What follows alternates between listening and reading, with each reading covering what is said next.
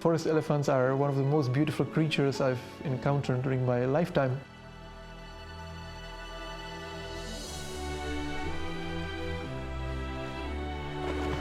Généralement, quand moi je rencontre les éléphants, j'ai de la joie au cœur. L'éléphant, c'est pour moi comme mon enfant, comme mon père, comme ma mère.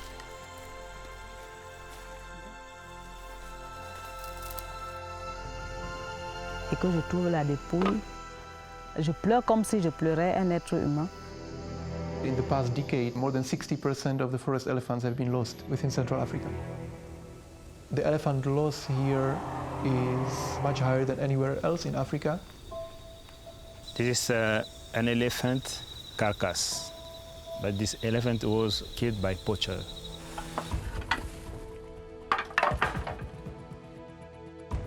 There has been an explosion in ivory trafficking. We need urgent action. Si on n'arrête pas cette hémorragie des grands braconnages, on va arriver à la perte de l'espèce. C'est la guerre. Je dois vaincre. Chien, chien, chien! Oui, il rentre ici. Our job now is to make sure that they are arrested. Entrez là-bas! Allez là-bas!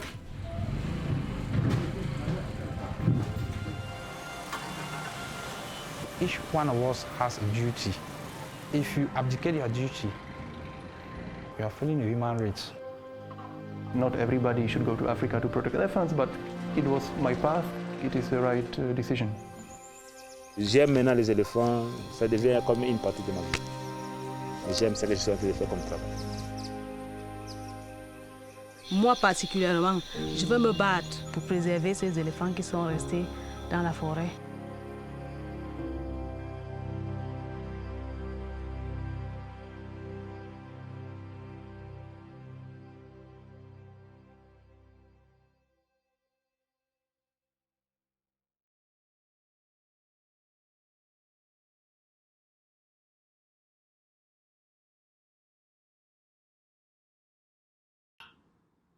Hi everyone, my name is Mariah Wilson and I am the Director of Silent Forests.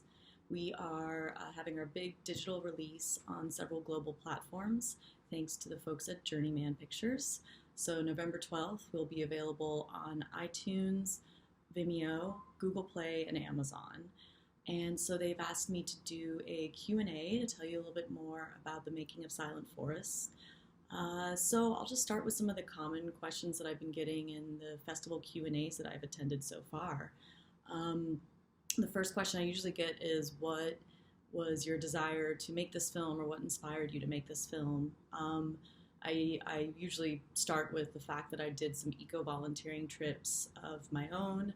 This was about 10 years ago, and through those trips and those programs I learned what a big problem poaching was becoming kind of across the globe.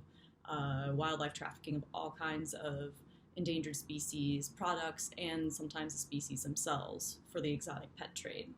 So that's what got me clued into that aspect of conservation.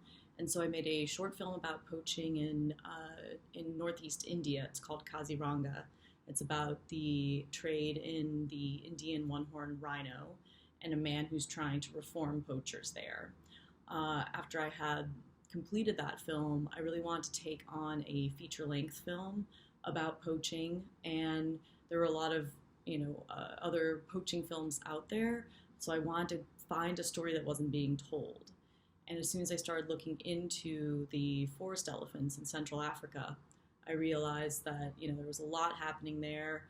There was an amazingly high poaching pressure going on, especially when I started this film in 2014, 2015. And I realized that there were some conservationists there that were doing incredible work on the ground, including one woman who I'd even read about previously, who's one of the first female eco-guards in Cameroon. And so she's right in the same area of the Congo Basin where there are a lot of forest elephants. And so I realized, I kind of saw the story coming together and realized this area, this region, and this subspecies of elephant, which is so important to the growth of the forest in the Congo Basin, that was going to be my focus, and that was how this whole story began. So another question I usually get is how long did it take to make the film? So I began pre-production and development on Silent Forests in late 2014. The first shoot we did was early 2015, and we released in early 2019. So it was pretty much a 4-year process. We did 3 shoots. Each one was about 1 month long. 2 were in Cameroon. 1 was in Congo, Brazzaville. And in between, kind of typical of a lot of independent documentaries, you go through your footage, you work on getting some sample scenes and a trailer together, you do a lot of fundraising. That's probably what takes the most time and effort, honestly. And then you work on preparing for your next shoot. And then for the last year and a half, it was post-production. So we were working on editing and then working on the score and the music of the film and putting on all the finishing touches. So one thing I would like to point out is the thing that all of the subjects that we have in the film, what they have in common is this amazing amount of passion for what they do and activism in spite of all the challenges that they're up against.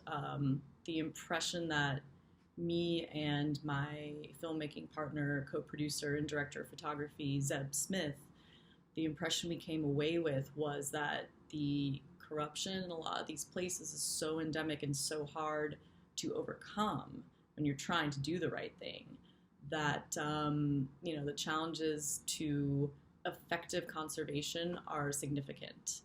And I also feel like this is a really under-resourced part of Africa in comparison to, say, Eastern Africa and South Africa. I feel like there are a lot more NGOs over there that maybe have some more resources on their side, whereas in Central Africa, it seems to get overlooked in terms of the amount of efforts going into protecting species there. Though I think that is changing as people realize what a problem the poaching is there, especially forest elephant poaching. So I would just, want to point out and I guess celebrate the fact that these activists that we filmed with and conservationists really all are incredibly motivated to do the work they do. And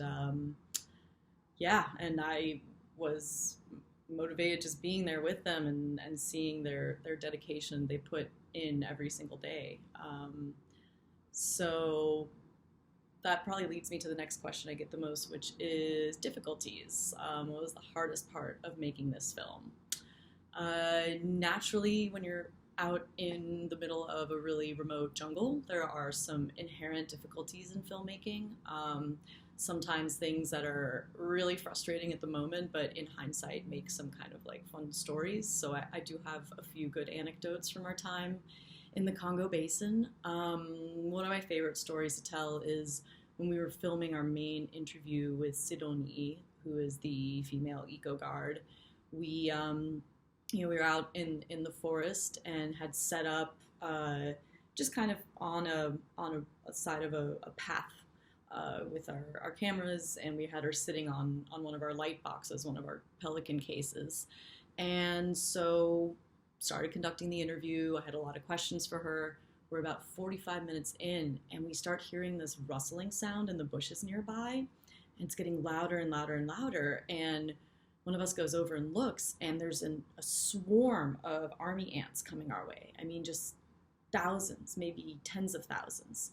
And they traverse their way through the forest, and anything in their path kind of gets overtaken. And so we were able to time it and realize we had about 10 minutes left before the ants were on us.